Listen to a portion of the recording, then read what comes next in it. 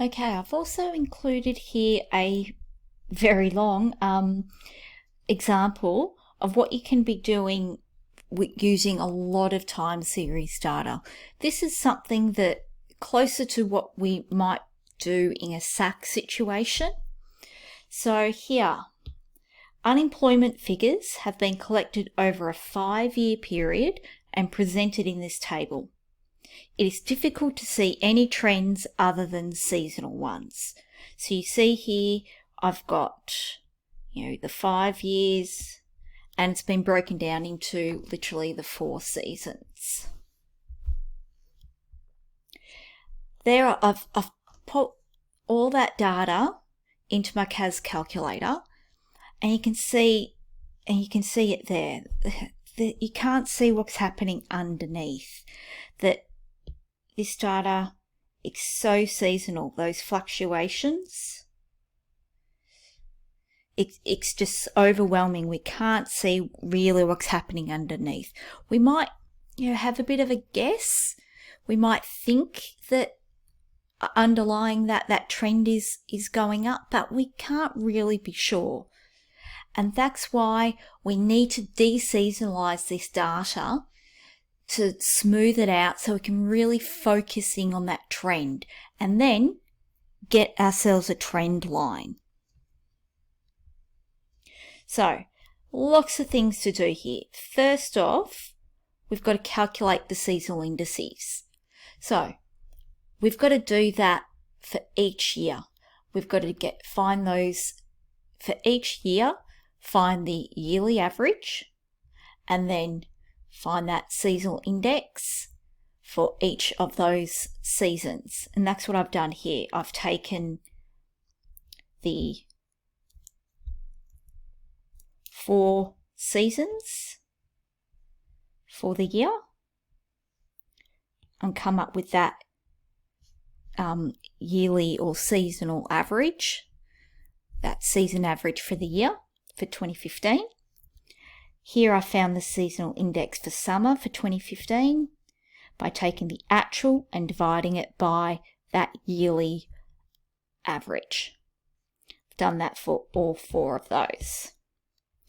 Then here what I've done is I've double checked that all 4 of those seasonal indices add up to 4.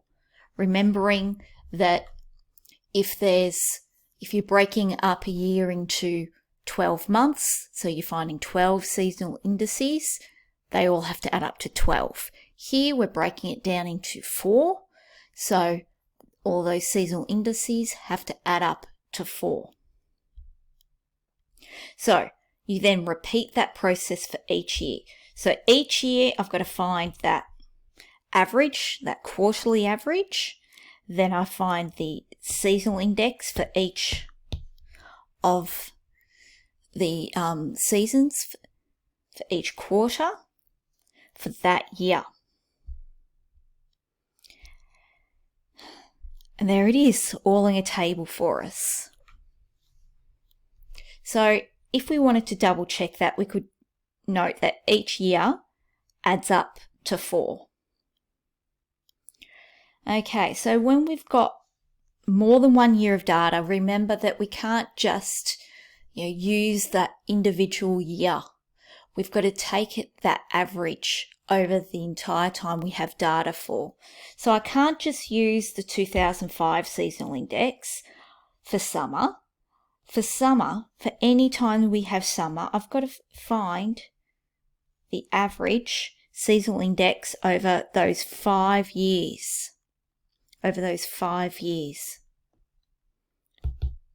So here, for summer, I've taken the seasonal indices for 2005, 2006, 2007, 2008, 2009 and averaged them to come up with an average seasonal index for summer. Then for autumn, I've taken all of those seasonal indices for autumn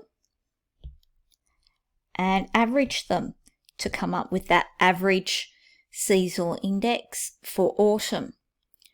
I do that for each one of those until I come up with here my overall seasonal index. Then step 2 is I deseasonalize that data using those seasonal indices.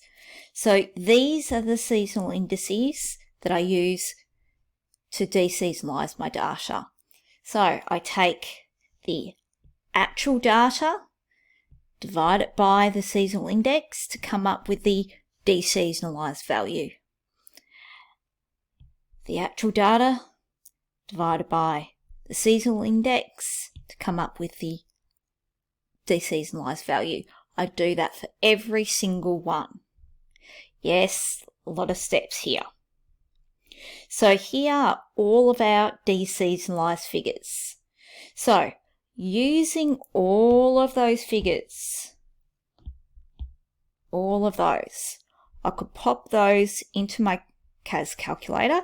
Here's the one that where I got this from, came up with. The blue line is the original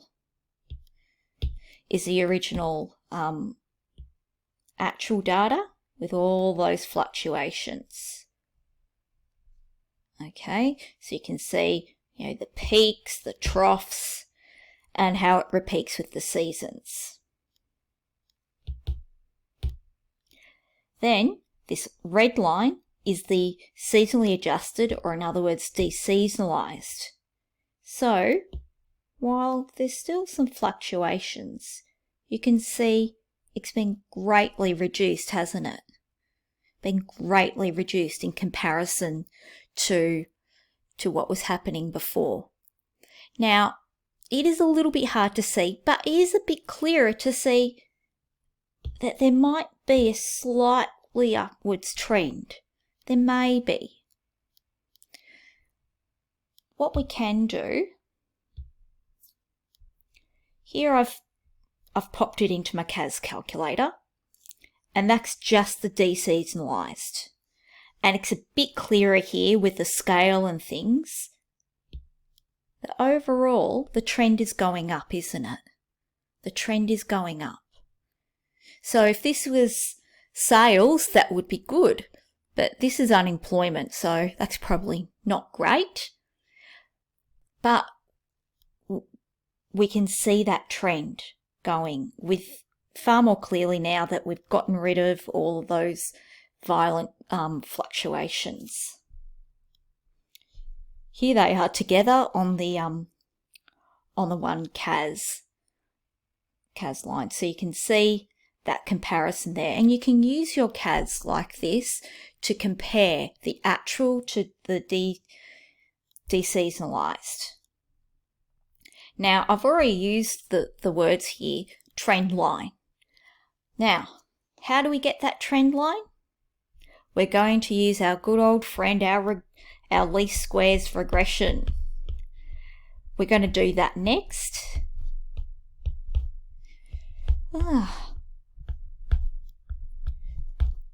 But why do we want to do that? Why do we want our trend line?